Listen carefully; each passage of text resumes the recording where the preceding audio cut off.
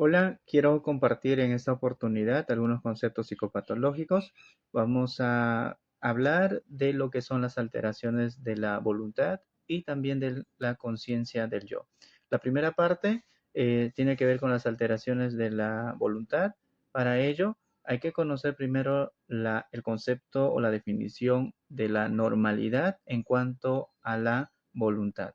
Voluntad, entonces, se entiende como el impulso vital que tiene el sujeto o la acción que realiza de manera voluntaria. En otras palabras, cuando se habla de voluntad, sería la motivación o el deseo real que tiene una persona. Es así que tenemos que entonces ahora entender lo que son las alteraciones de la voluntad y esta se puede mencionar o describir como la alteración de la capacidad justamente para tomar decisiones o realizar actividades o acciones bajo un objetivo o algo consciente. ¿Correcto? Estas pueden ser divididas de manera cuantitativas o cualitativas. En la primera parte de las características cuantitativas, haremos mención a dos o tres tipos de manifestaciones de la alteración de la eh, voluntad. La primera de ellas sería la disminución, que estamos hablando hipobulia. Hipo, que es disminuido, bulia, de energía o deseo, se traduce como una disminución del deseo de hacer la actividad. Por otro lado, el otro extremo es hiperbulia. Hiper en exceso, mucha energía. Recuerda que ambas son sin un objetivo claro de la conducta. Y por supuesto tenemos abulia, A es sin bulia, sin energía, que se puede considerar como falta o carencia total de la voluntad y del impulso de la vida. En la segunda parte de los trastornos cualitativos, por ejemplo, de la voluntad, se tiene a la impulsividad. Esta tiene que ser entendida como un comportamiento impulsivo o un comportamiento no planificado que lleva a las personas muchas veces a responder a una acción, pero la repetición de ella se la considera como compulsión. Ejemplo de ellas son la cleptomanía, piromanía, dromomanía, toxicomanía.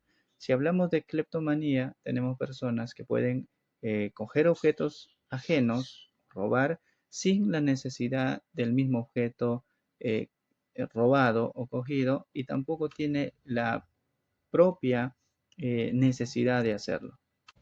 A continuación, hablaremos un poco de las alteraciones de la conciencia del yo.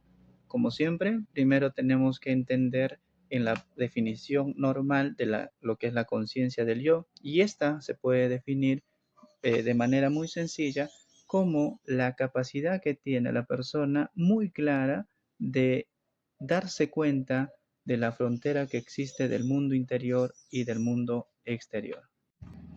Por lo tanto, la alteración de la conciencia del yo puede definirse como el trastorno que afecta el sentido de la identidad y la conexión con uno mismo y el entorno.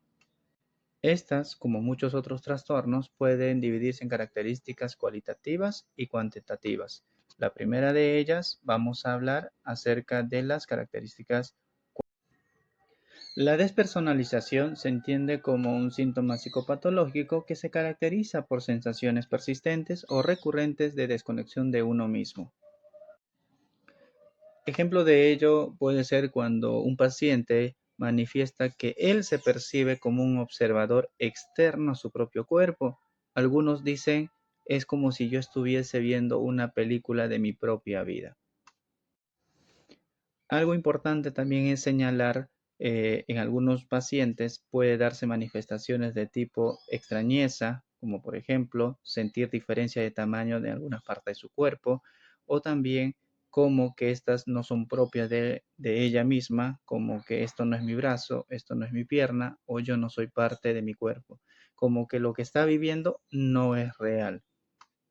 Como pudimos darnos cuenta, algunas alteraciones propias psicopatológicas o manifestaciones, tanto de la alteración desde la voluntad o como de la conciencia, se ha podido notar que muchas de estas sintomatologías o expresiones son propias de las consultas cotidianas en lo que es la práctica clínica, pero también tengamos en cuenta que son síntomas que comparten diversas problemas de salud mental, como una depresión aguda o como una esquizofrenia o también como una ansiedad y por supuesto si hay un problema de dependencia a algún tipo de sustancia psicoactiva. Muchas gracias por su atención.